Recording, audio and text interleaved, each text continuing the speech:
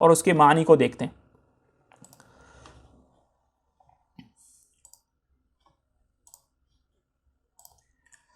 جی، بسم اللہ الرحمن الرحیم۔ تبارک الذی بیدہ الملک وہو علی کل شیء قدیر۔ تبارکہ کا مطلب، اب میں اس کے جو ہے لفظی مطلب بیان کروں گا، پھر انشاءاللہ با محاورہ ترجمہ کریں گے، اور اگر پھر کوئی بات اس میں رہ گئی ہوگی تو انشاءاللہ اس کو بھی دیکھیں گے۔ تبارکہ، تبارکہ کا مطلب ہوتا ہے وہ ذات جو بڑی ہی بابرکت ہو، جس کے ہاتھ میں بڑی ہی خیر ہو، بڑی عظیم شان عظیم ہو، بڑی عالی ہو اور بابرکت ذات ہو، اور تب اسی سے برکت کا لفظ بھی نکلتا ہے، تو تبارکہ بڑی عالی شان ہے، بڑی شان ہے۔ الذی، اس کی، کس کی؟ بیدہ، جس کے ہاتھ میں ہے، الملک، جس کے ہاتھ میں کیا ہے؟ قبضہ ہے، ملک ہے، ملکیت ہے۔ تو اللہ تعالیٰ جو ہیں وہ بابرکت ہیں، بڑی شان والے ہیں، اور اللہ تعالیٰ کے ہاتھ میں جو ہے ساری کائنات کا کیا ہے؟ قبضہ ہے۔ اور جب آدمی کے پاس کسی چیز کا قبضہ ہوتا ہے تو وہ جیسے چاہتا ہے اپنی اس ملکیت کے اندر کر سکتا ہے۔ مثال کے طور پر ایک گھر ہے، ایک پلاٹ ہے، وہ میری ملکیت ہے، اب میں چاہوں اس پہ گھر بناؤں، میں چاہوں اس پر دکان بناؤں، میں چاہوں اس کو خالی چھوڑ دوں، تو میری مرضی ہے۔ تو اسی طرح یہ جتنی بھی کائنات ہے، زمین آسمان ہے، جو ہمیں نظر آ رہا ہے، جو نظر نہیں آ رہا، مخلوق ہیں، جو کچھ ہے، یہ ساری کی ساری پر اللہ کا قبضہ ہے۔ اللہ جو چاہیں اس پر کریں، جس کو چاہیں رزق دیں، جس کو چاہے عزت دیں، جس کو چاہے ذلت دیں، تو یہ اللہ تعالیٰ کے ہاتھ میں ہے، اللہ تعالیٰ کی ملکیت میں ہے، اللہ جو چاہے ویسے کریں۔ یہ اس کا مطلب ہے تبارک الذی بیدہ الملک، کہ بڑی بابرکت ہے وہ ذات جس کے ہاتھ میں ملک ہے، قبضہ ہے۔ وَهُوَ، اور وہ یعنی کون؟ اللہ، علی کل، ہر شیء، چیز پر، قادر ہے۔ وَهُوَ علی کل شیء قدیر، اور وہ ہر چیز پر قادر ہے۔ کوئی چیز بھی اللہ کے لیے امپاسبل نہیں ہے، کوئی چیز بھی اللہ کے لیے مشکل نہیں ہے، ہر چیز اللہ کی قدرت میں ہے۔ اللہ جیسے چاہتے ہیں، جو چاہتے ہیں، جب چاہتے ہیں کر سکتے ہیں۔ پھر فرمایا الذی، جس نے، خلق، تخلیق کیا، الموت، موت کو تخلیق کیا، والحیات، اور زندگی کو تخلیق کیا۔ الذی خلق الموت والحیات، جس نے زندگی اور موت کو تخلیق کیا۔ کیوں تخلیق کیا؟ وجہ کیا ہے؟ لیبلوکم، تاکہ وہ تمہارا ایگزام لے، تاکہ وہ تمہیں آزمائش میں ڈالے، تاکہ وہ تمہیں دیکھے، تمہیں چیک کرے۔ کیا چیک کرے؟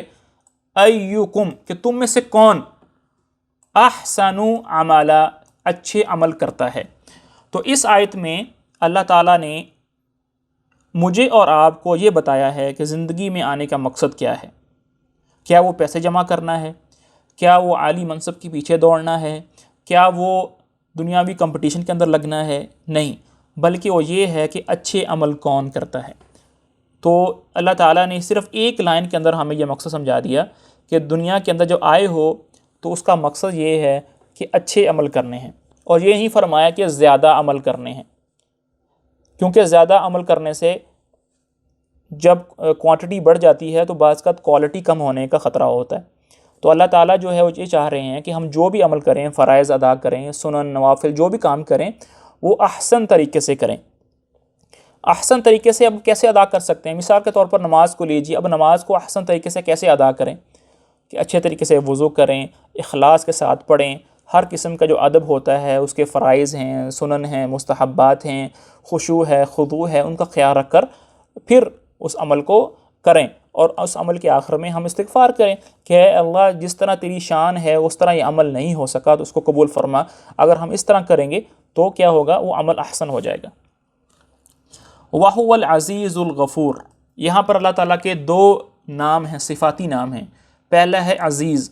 عزیز اس شخص کو کہتے ہیں، اس ذات کو کہتے ہیں جو غالب ہوتی ہے، جو سب پر چھائی ہوتی ہے اور سب سے بڑی ہوتی ہے۔ اور جو آدمی سب پر غالب ہوتا ہے اور سب سے بڑا ہوتا ہے، اس کا کیا ہوتا ہے؟ ایک رعب ہوتا ہے، دبدبہ ہوتا ہے۔ دنیا میں یہی ہم دیکھتے ہیں کہ جس کو اللہ تعالیٰ غلبہ دیتے ہیں وہ کیا کرتا ہے؟ قتل و غارت کرتا ہے، وہ سخت کرتا ہے۔ لیکن اللہ کی ذات ایسی ذات ہے جو غلبہ ہونے کے ساتھ ساتھ کیا ہے؟ الغفور، بخشنے والی ہے۔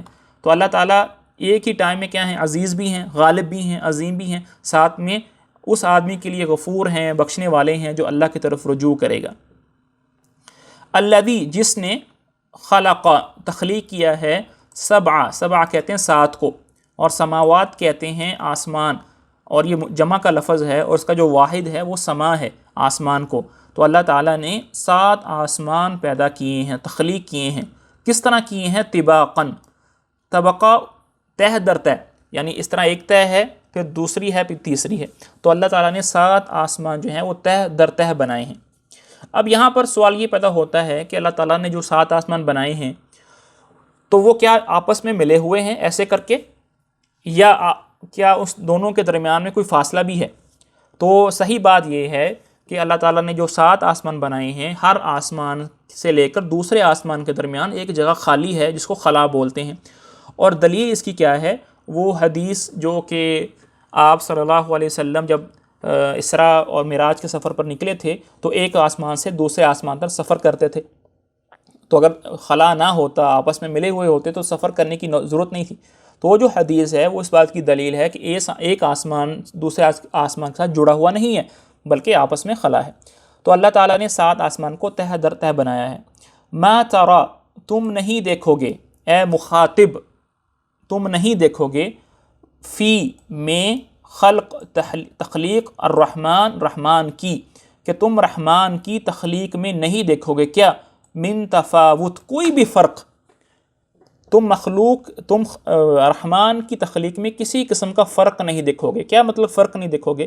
یعنی اللہ تعالیٰ نے جو بھی چیزیں بنائی ہیں وہ ایک توازن اور ایک ربط اور ایک بیلنس کے ساتھ بنائی ہیں، بے ڈنگی نہیں بنائی۔ کوئی بھی چیز آپ دیکھ لیں، میری آپ کی تخلیق ہے، جانوروں کی تخلیق ہے، کوئی چیز بھی دیکھیں، اللہ تعالیٰ نے ہر چیز کو ایک بڑے ہی احسن تقویم کے اندر اور بیلنس کے اندر اور ایک بڑی ہی توازن کے اندر بنایا ہے، کوئی بے ڈنگی چیز نہیں ہے۔ اب آگے اللہ تعالیٰ ایک چیلنج دے رہے ہیں، وہ کیا ہے؟ فرجع البصر، کہ تم اپنی نظروں کو لوٹاؤ، کس کی طرف؟ آسمان کی طرف۔ تم اپنی نظروں کو آسمان کی طرف لوٹاؤ، آسمان کو دیکھو، اس کا موازنہ کرو۔ حل ترا، کیا تم دیکھتے ہو؟